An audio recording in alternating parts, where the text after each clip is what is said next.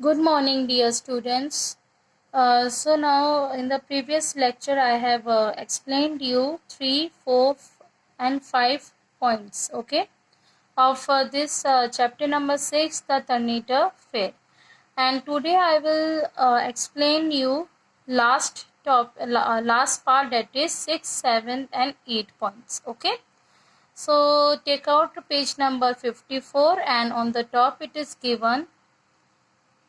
The fair is held for 3 days every year during the Hindu calendar dates of Bhadrava Sud 4th, 5th and 6th. During the Gregorian calendar months August and September. Okay तो इसका मतलब ये है कि ये जो मेला होता है ये करीब 3 दिन तक रहता है और ये हर साल मनाया जाता है। और जो है एक हिंदू कैलेंडर होता है जिसमें डेट्स लिखी हुई है भादरवा सूद, जैसे 4th, 5th और 6th, ये 3 डेट्स होती है, ठीक है। और ये कौन से मंथ में होता है? अगस्त और सितंबर के बीच का होता है, ठीक है। ये 2 महीनों में ये मेला जो होता है वो आयोजित किया जाता है, ठीक है। नेक्स्ट 7th पॉइंट में दिया है the Tarnetar fair is held 8 kilometre from the town of Thangadh in Surendranagar district. यानी जो टर्नेटर फेयर जो मेला है वो कहाँ पर है? ये करीब 8 किलोमीटर जो एक टाउन है थानगढ़ और उसका एक सुरेंद्र नगर डिस्ट्रिक्ट है वहाँ पे आता है, ठीक है। ये इसके पास में करीब this is the nearest railway station on the Ahmedabad Hapa broad gauge line. यानी इसके पास में एक रेलवे स्टेशन भी है जो क्या है, अहमदाबाद हापा करके है, जो काफ़ी लंबी और एक ब्रॉड गॉज लाइन है, ठीक है। The nearest town with road transportation to other places is Chotila 25 kilometre from Thangadh. यानी कि अगर हमें टर्नेटर फेयर तक पहुंचना है तो उसका सबसे छोटा रास्ता जो है, शॉर्टेस्ट रूट, वो कौन सा तरीका है कि आप जो है वो चौतीला जाना है तो उससे आपको करीब चौतीला से अहमदाबाद जाने के लिए आप क्या कर सकते हो, चौतीला से 25 किलोमीटर है थानगढ़ के लिए, और वहाँ से फिर एक बस निकलती है जो कि एसटी बसेस होती है, ठीक है। वो राजकोट से मतलब कि वहीं के ही होती है, राजकोट जाने की तो 75 किलोमीटर है। उसके बाद जामनगर जो है वो 162 किलोमीटर लगता है और अहमदाबाद 196 किलोमीटर या पोरबंदर 252 किलोमीटर्स, ठीक है। तो इतना डिस्टेंस लगता है। मतलब चौतीला से लेके अहमदाबाद के लिए जाने का, अगर आपको थानगढ़ जाना है चौतीला से तो आप अहमदाबाद जाओगे और वहां से आप क्या करोगे, थानगढ़ की एक बस होती है एसटी बस, ठीक है, वो आप लोगे तो जाके आप थानगढ़ पहुंचोगे, ठीक है।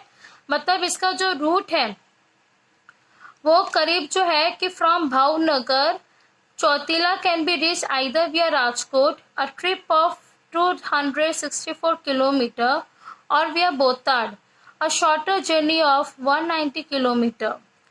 यानी कि इससे क्या है कि आप भावनगर से अगर आपको चौतीला पहुंचना है तो आपने तो राजकोट की से रास्ते से जा सकते हो, या फिर ट्रिप है जो कि 264 किलोमीटर है वहां से, या फिर बोताड पहुंच सकते हो। तो ये एक काफी छोटी सी जर्नी है ऑफ 190 किलोमीटर।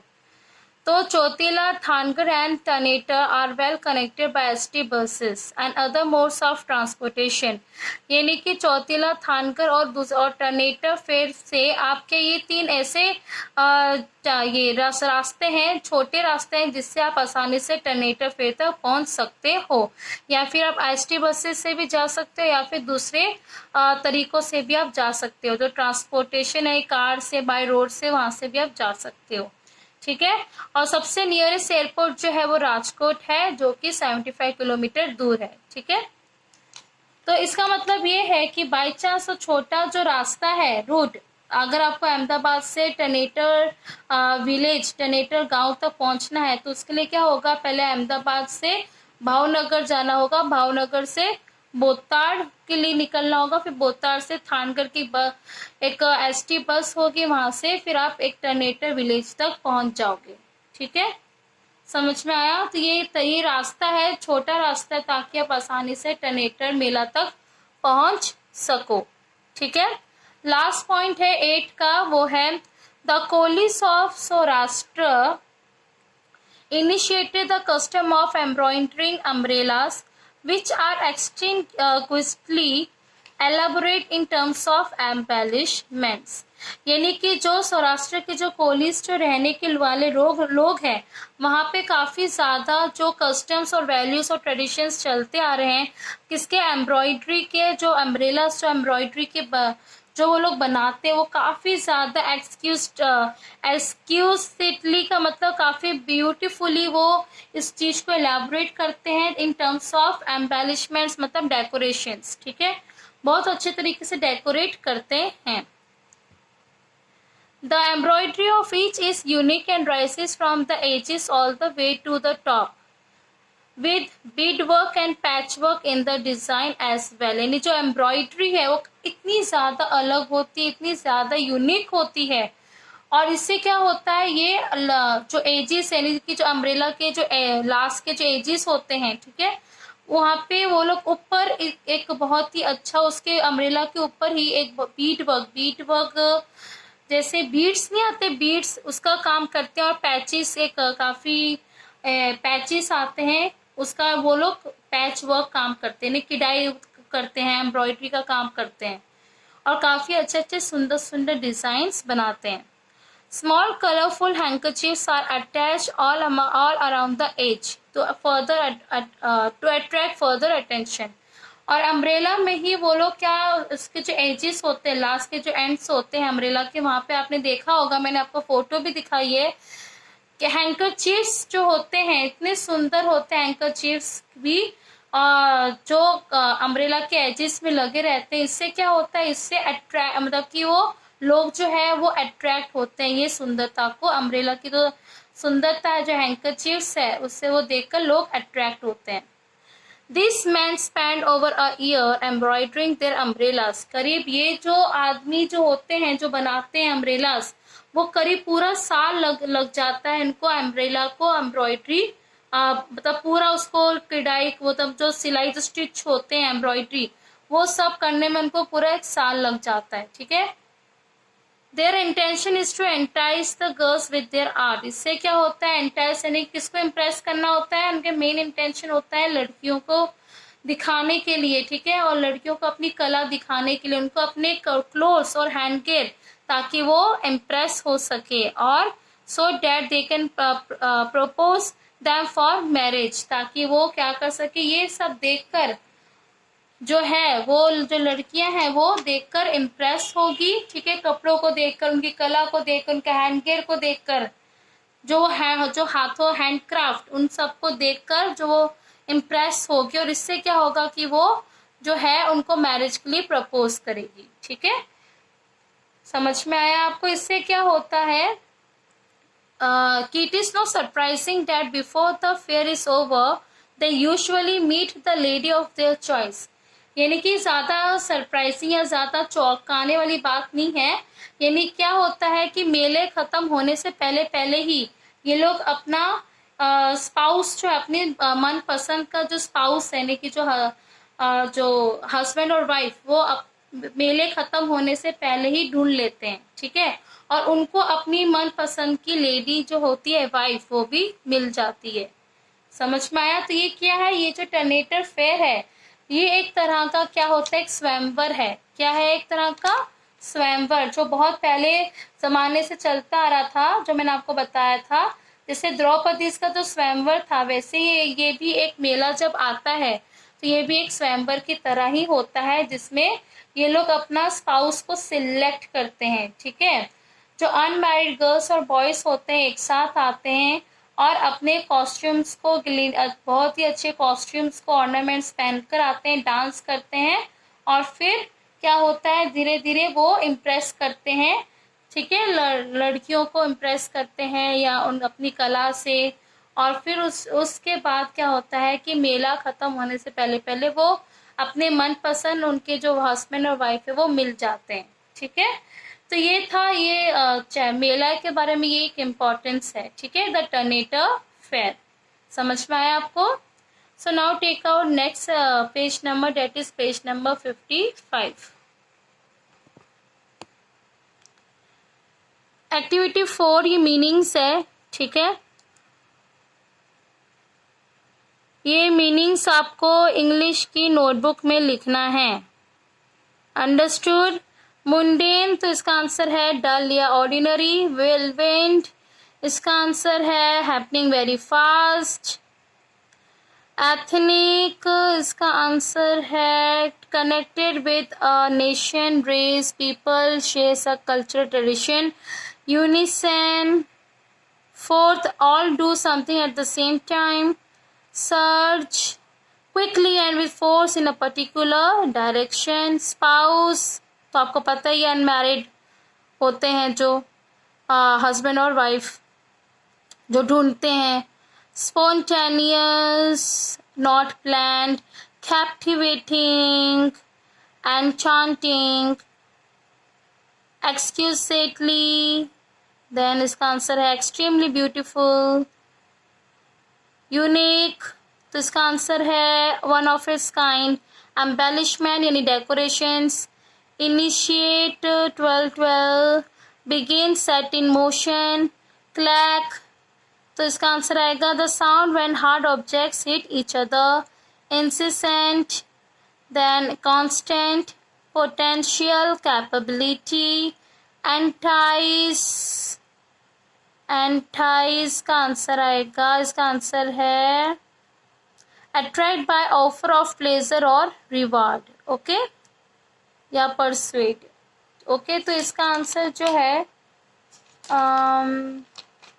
16 का आंसर आपको मिलेगा पी, परसुएड, ये है इसका आंसर 16 का, ठीक है, दिख रहा है आपको, ओके। तो या फिर इसको कहते हैं attract by offer of pleasure और रिवार्ड, ओके।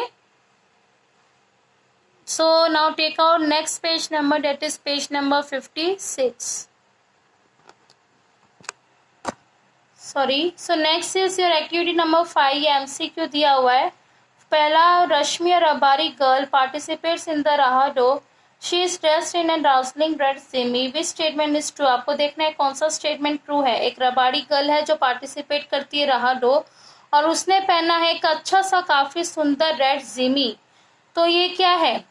एक पोटेंशियल हस्बैंड के लिए वो अपना ढूंढ रही है, या फिर वो मैरिड गर्ल है and taking part in the festivities, या it is a tradition and therefore she must join in the dance. तो आंसर आएगा ए।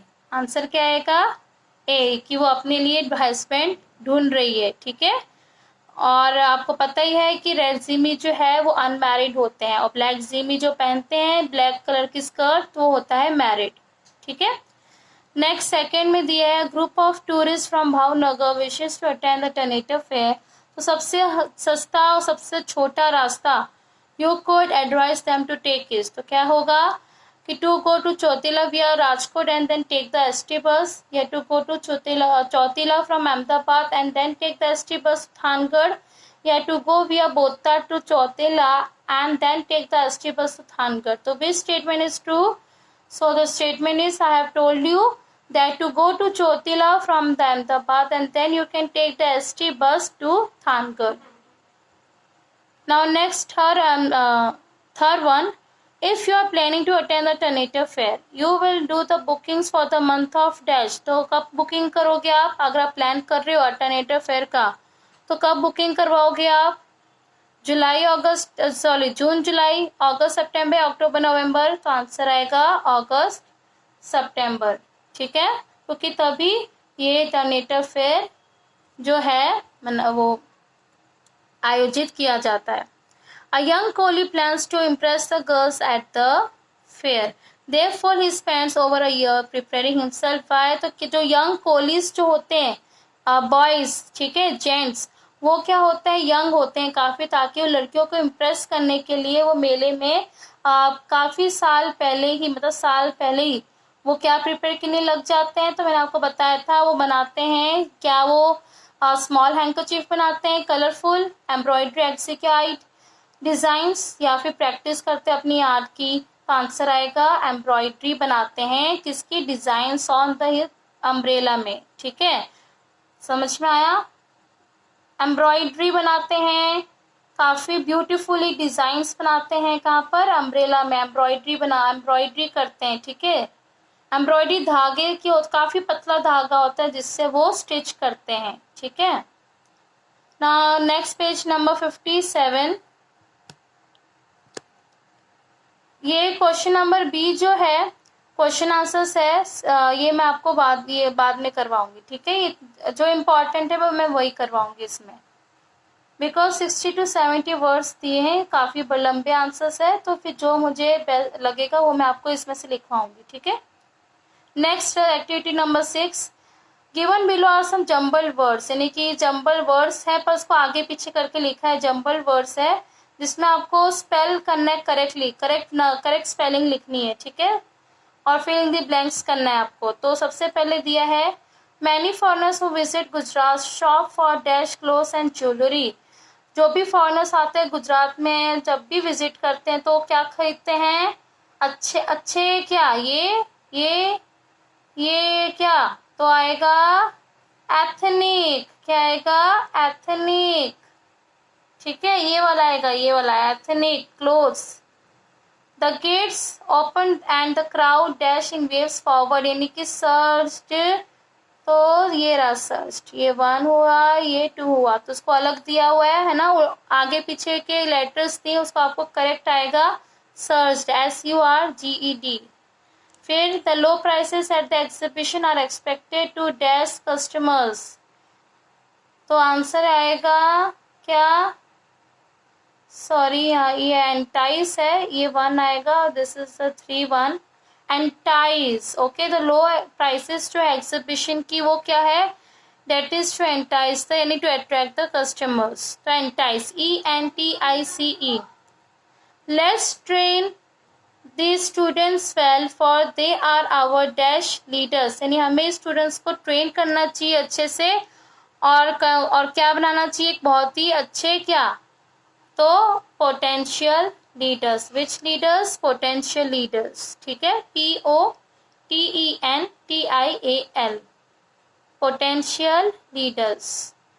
The audience was so taken up by the comedians that they burst out into dash applause, यानी कि वो और जो audience है काफ़ी ज़्यादा कॉमेडी कर रही है, जिस वजह से उन सबकी क्या निकल रही? Spontaneously, suddenly burst out laughing. Okay, तो इसीलिए अप्लॉज कर रहे हैं, काफ़ी ऑडियंस को मज़ा आ रहा है, अच्छा लग रहा है, ठीक है। तो इसका आएगा स्पॉन्टेनियस, ये वाला 5th का है ये स्पॉन्टेनियस। जम्बल लिखा है, आपको करेक्ट करके लिखना है स्पॉन्टेनियस, SPONTANEOUS, स्पॉन्टेनियस। लास्ट है each once fingerprints are dash, तो क्या आएगा? यूनिक। ओके, तो ये 6th है, यूनिक आएगा। This is the 4th one. Okay, unique spelling काफी अलग है, हर एक के फिंगरप्रिंट्स अलग है, एकदम यूनिक है, UNIQUE, ठीक है। समझ में आ रहा है आपको? जस्ट जम्बल्ड वर्ड्स है, जम्बल्ड वर्ड्स को आपको सेंटेंस को रीड करना है, समझना है, और उसके अकॉर्डिंग आपको वर्ड्स सिलेक्ट करना है, और आपको ध्यान देना है कि कौन सा और इसका क्या वर्ड बनेगा सही, ठीक है। तो ये होते हैं जम्बल्ड वर्ड्स, और आपको करेक्ट स्पेलिंग करके लिखना है, ठीक है। So now take out next page number, that is page number 58, activity number 7। So activity 7 page number 58 में अ ब्रेन टीजर, ये एक ब्रेन का है, लॉजिकली है, आपको लॉजिकली सोचकर आपको इसके आंसर्स लिखने हैं, ठीक है। फाइंड द आंसर्स, आपको क्लू दिए हुए हैं और आपको आंसर्स को फाइंड करना है। Use the words in sentence of your own, आप अपने वर्ड्स देखिए सेंटेंस और ध्यान से सोच के समझ के इसका आंसर देना है। First, by its initial sound you are reminded of the first day of the week and the routine ahead, यानी कि इसमें क्या बताया है कि कुछ ऐसे साउंड्स जो है वो पहले ही दिन मुझे क्या याद दिला रहे हैं कि मेरा रूटीन आगे चल के कैसा होने वाला है। तो इसलिए उसका आएगा मुंडन, मुंडेन मीन्स डल या ordinary. Okay, second, bang to hard objects and there you have it. अब जब हम, आपको मैंने बताया था, जब हम 2 हार्ड ऑब्जेक्ट्स को हिट करते हैं तो उसमें से कैसी आवाज आती है? बैंग, तो उसको क्या कहेंगे? क्लैक। ठीक है, CLACK, clack. Third, for better or for worse, they are with each other always, चाहे वो ऐसे मतलब लोग हैं, मतलब ऐसे इंसान, मतलब पर्सन होते हैं जो हमेशा हमारे साथ रहते हैं, भले अच्छा वक्त हो या बुरा वक्त हो, वो हमेशा हमारे साथ रहते हैं। तो वो कौन है? दैट इज द स्पाउस, यानी हस्बैंड और wife. Fourth, in the monsoon it may describe the rain in the factory, the noise at avoiding the disruption, the music।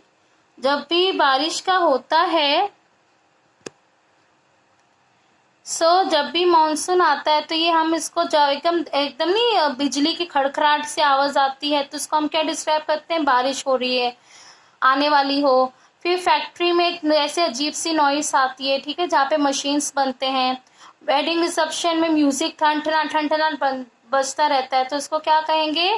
Throbbing, जो मैंने आपको समझाया था, THROBBING, थ्रॉबिंग, यानी बीट्स की बीट्स नहीं होते, ड्रम्स, जब हम उसको बजाते तो कैसी आवाज आती है? ढम ढम, that is the dropping. Okay, it is next fifth, it is never separate और one after the other, always together, हमें कोई अलग नहीं कर सकता, हम एक साथ ही रहेंगे, तो that is the unison, UNISON, unison, यानी कोई हमें जुदा नहीं कर सकता, हम एक साथ ही रहेंगे।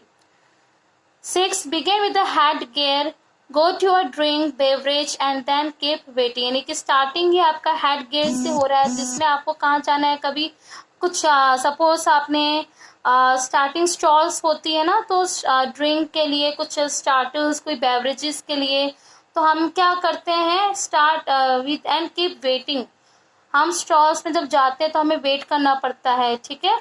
तो वो क्या होता है, वो चीज़ हम काफ़ी ज़्यादा हमें अट्रैक्टिव लगती है और वही चीज़ हमारे काफ़ी ज़्यादा कैप्टिवेट करती है। क्या करती है? कैप्टिवेटिंग, ठीक है। तो CAPTIVATING, तो हमें काफ़ी ज़्यादा कैप्टिवेट करती है, अट्रैक्ट करती है। ओके, तो this is the answers. Okay, समझ में आया? तो इस तरीके से आपको आंसर्स लिखने हैं, क्वेश्चन को समझना है और उसके अकॉर्डिंग आपको आंसर्स फाइंड करना है, ठीक है। सो ये आप सबका होमवर्क है, ये सब आपको अपनी टेक्स्ट बुक में और इंग्लिश के नोटबुक में लिखना है। ओके, तो इस तरीके से वैसे तो आपका चैप्टर 6 का जो एक्सप्लेनेशन है वो तो कंप्लीट होता है। जस्ट हमारी बाकी की जो एक्टिविटीज है, एक्टिविटीज 8, 9 और 10, वो मैं आपको नेक्स्ट लेक्चर में करवाऊंगी, ठीक है। तब तक के लिए जितना मैंने करवाया है उतना आप अच्छे से उसको दोबारा सुनिए, वीडियो को ध्यान से सुनिए, समझिए, ठीक है।